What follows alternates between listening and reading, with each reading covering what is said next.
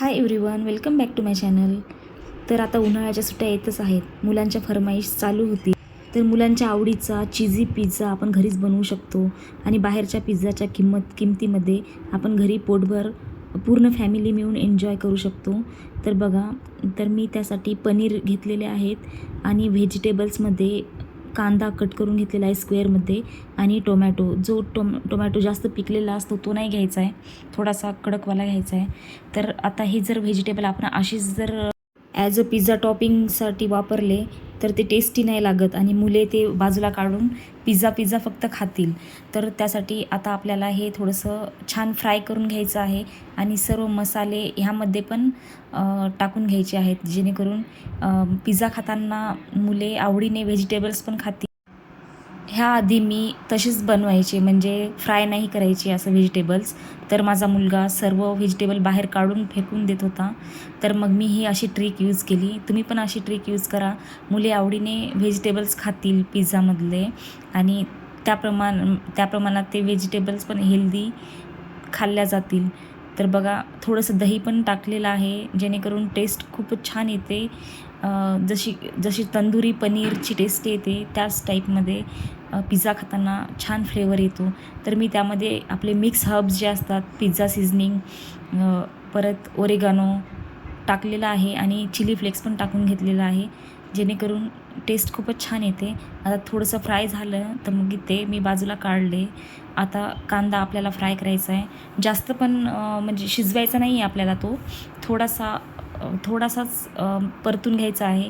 त्यात बटर टाकलेलं आहे. ह्यामध्ये पण मी सेम तिखट, मीठ, हळद आणि ओरेगानो वगैरे टाकून घेणार आहे. व्हेजिटेबल्स तुम्ही तुमच्या आवडीप्रमाणे घेऊ शकता. सिमला मिर्च, कॅप्सिकम घेऊ शकता, पण माझ्या मुलाला आवडत नाही, त्यामुळे मी काही ते टाकलेलं नाही आहे. आता बघू शकता, कांदा आपल्याला छान थोडासाच फ्राय करायचा आहे, जास्त पण शिजवायचा नाही आहे. थोडंसं त्याचं क्रंचीनेस राहू द्यायचं आहे. खाताना तो कच्चा नाही लागला पाहिजे आणि छान क्रंची लागतो, असा जर तुम्ही ह्या पद्धतीने थोडंसं फ्राय करून घेतलं तर.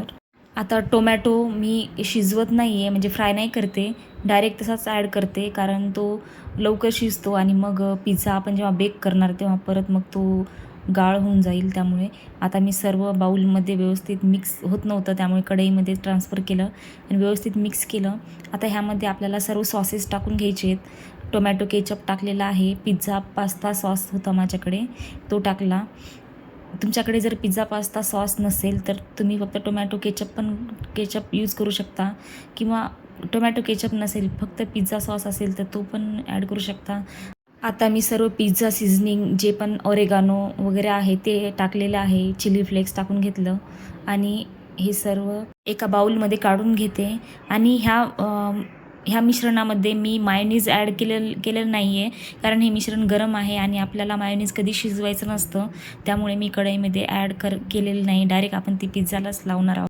आता ओव्हन प्रीहीट करून घेणार आहोत आणि एकाच वेळेस आपण 2 पिझ्झा बनवणार आहोत या ओव्हनमध्ये. तर बघू शकता, कन्व्हेक्शन मोडमध्ये 180 डिग्रीमध्ये आपल्याला 10 मिनटासाठी हे ओव्हन प्रीहीट करून घ्यायचं आहे. आता प्रत्येक ओव्हनचं सेटिंग माहिती नाही आहे, माझं IFBचं आहे, तर त्याप्रमाणे मी सांगते. 180 डिग्रीला 10 मिनटासाठी आपण प्रीहीट करणार आहोत आणि इकडे जोपर्यंत ते प्रीहीट होईल तोपर्यंत आपल्याला पिझ्झा तयार करून घ्यायचा आहे. तर मी थोडंसं बटर अप्लाय केलं आहे, त्यामुळे टेस्ट छान लागते. त्यानंतर pizza pasta sauce, mayonnaise, tomato sauce सर्व मी ह्यावरती अप्लाय करून घेते. ह्याप्रमाणे तुम्ही जर घरी एकदा पिझ्झा बनवला ना, तर बाहेरचा पिझ्झा तुम्ही विसरून जाल. नक्की ट्राय करा आणि मुलं तर फार खुश होतील. आता हे छान स्प्रेड करून घ्यायचं आहे, व्यवस्थित मिक्स करून घ्यायचं आहे आधी. ह्याची टेस्ट खूप छान लागते. हे सॉसेस तुम्ही तुमच्या आवडीनुसार कमी जास्त यूज करू शकता, पण हे जास्त जरी टाकले ना तरी टेस्ट खूप छान लागते. माहिती आहे हे थोडं अनहेल्दी आहे, पण महिन्यातून एक वेळेस बाहेर पिझ्झा खाण्यापेक्षा आपण घरी असं छान बनवून देऊ शकतो मुलांना. आणि जास्त व्हेजिटेबल्स जर यूज केले आपण तर ते चांगलेच आहेत शरीरासाठी. तर बघू शकता, मी त्यावरती चीज असं छान स्प्रेड करून घ्यायचं आहे. बाहेरच्या पिझ्झा सारख्या कंजूसी न करता आपण इथे मनसोक्त चीज आणि व्हेजिटेबल्स छान अप्लाय करून घ्यायचे आहेत जास्त. आता हे चीज जे आहे ते आहे मिल्क मिस्टचं पिझ्झा मॉझरेला चीज. तर हे चीज छान मेल्ट होतं आणि शक्यतो हेच यूज करत जा पिझ्झासाठी. जर आपण क्यूबवालं यूज केलं तर ते व्यवस्थित मेल्ट होत नाही आणि त्या चीजचा लेयर वेगळा निघून पडतो, कडक होतं म्हणजे ती चीज जेव्हा आपण पिझ्झा बेक करणार त्यावेळेस. तर शक्यतो तुम्ही हे मोझरेला चीज यूज करा. आता हे छान व्हेजिटेबल्स जेवढे लागतील तसे ॲड करायचे आहेत. जेवढे जास्त आपण टाकणार तितकं टेस्टी होणार पिझ्झा. आता बघू शकता व्हेजिटेबल्स छान असे अप्लाय झालेले आहेत सर्व बाजूंनी. आता मी परत ह्यावरती चीज स्प्रेड करत आहे, कारण मुलाला जास्त चीजी पण आवडतो, मला पण जास्त चीजी आवडतो त्यामुळे. आणि टेस्ट खूप छान लागतं जेवढं आपण चीज ॲड करणार तेवढं. आपलं ओव्हन प्रीहीट होईपर्यंत हे आपलं पिझ्झा बनवून तयार आहे.